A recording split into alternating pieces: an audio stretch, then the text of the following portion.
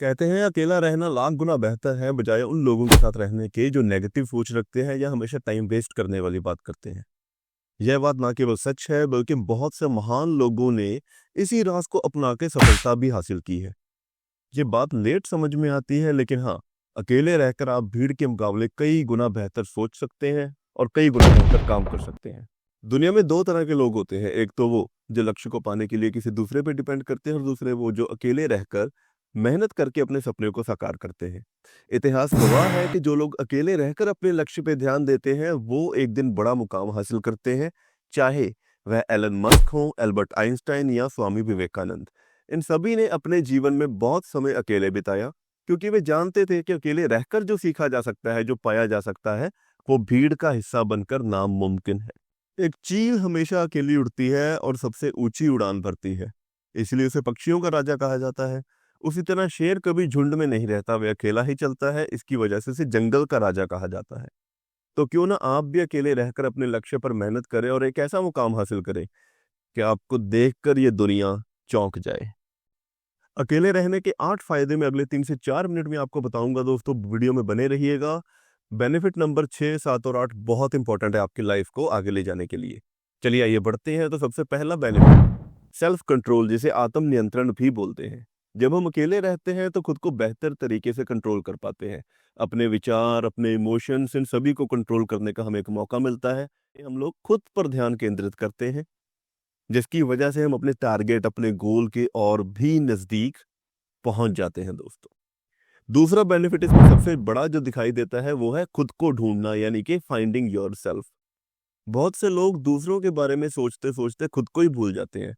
वे कभी खुद पर सवाल ही नहीं करते या वो खुद से कभी बात ही नहीं करते, बस दुनिया की राय से खुद को देखना शुरू कर देते हैं।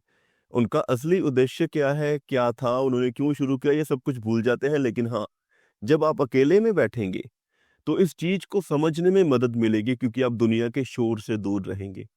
खुद को पहचानने में, अपने लक्ष्य को सेट करने में ये आपकी बहुत मदद करेगा। अगर मैं तीसरे बेनिफिट की बात करूं तो वो दूसरे से रिलेट करता है, जो कि है फोकस ऑन गोल, यानी कि अपने जो टारगेट हैं उनके ऊपर ध्यान केंद्रित करना।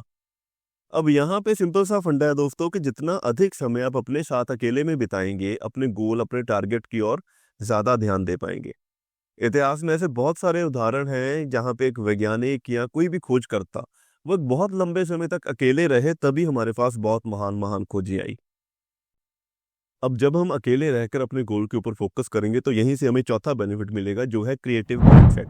अकेले रहने वाले लोगों का दिमाग ना भीड़ में रहने वाले लोगों के मुकाबले थोड़ा ज्यादा क्रिएटिव होता है।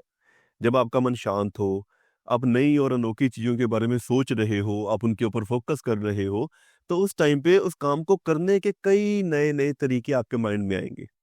यही तो कारण है कि कई महान लोग, महान वैज्ञानिक, कलाकार, आर्टिस्ट, एक्टर, पेंटर, वो बहुत लंबा समय अकेले रहकर अपने विचारों के ऊपर विमर्श करते हैं और उसके बाद हमें जो मिलता है उसे मास्टरपीस कहते हैं। अब जब आप अकेले रहकर सिर्फ अपने गोल के बारे में और क्रिएटिविटी के बारे में सोच रहे हैं तो वहां पे क्या होगा कि आपके मन में ये डर नहीं रहेगा कि लोग आपके बारे में क्या कहेंगे। आपके मन में ये फालतू की टेंशन नहीं होगी कि भीड़ आपके बारे में क्या सोचती है, लोग क्या कहेंगे।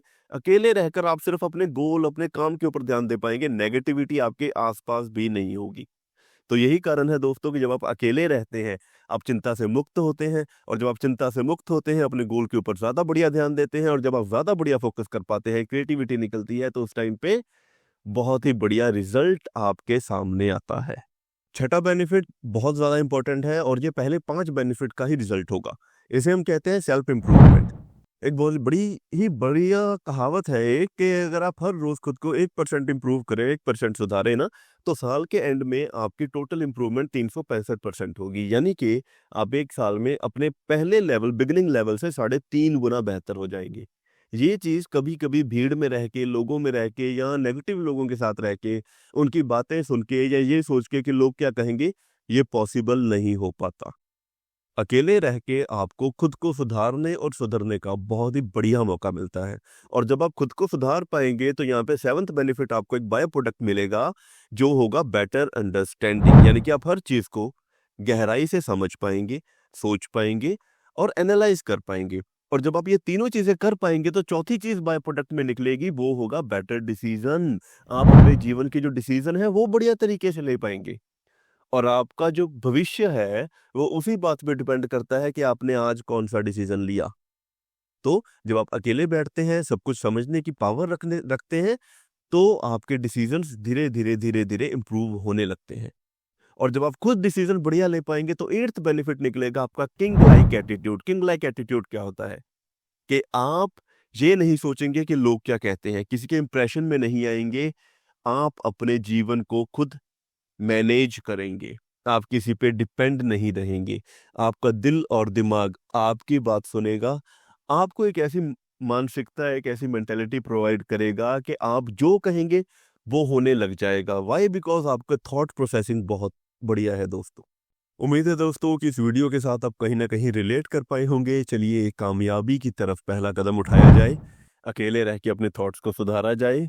और हाँ, अगर आप चाहते हैं कि आप ये सीखें कि चुप रह के आप कामयाबियाँ कैसे हासिल कर सकते हैं, तो ये वीडियो ज़रूर देखिएगा।